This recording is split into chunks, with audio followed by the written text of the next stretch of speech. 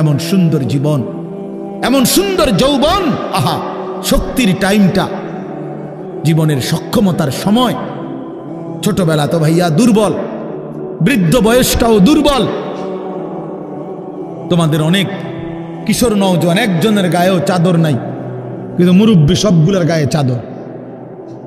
দেখো চাকায়া, এই চাচারা তো আমার সব পরিচিত চাচা।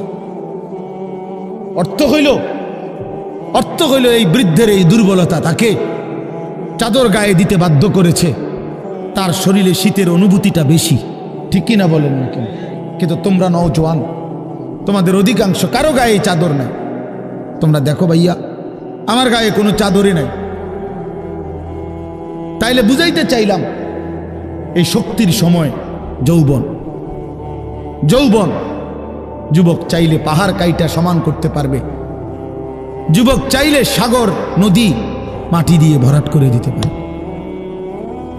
একটা এলাকার যুবক ছেলেরা যদি চায়, সবার হাতে হাতে মদের বোতল পৌঁছাই দিতে পারবে। একটা সমাজের ছেলেরা যদি চায়, সবার হাতে হাতে নামাজের মুসল্লাও তুলে দিতে পারবে।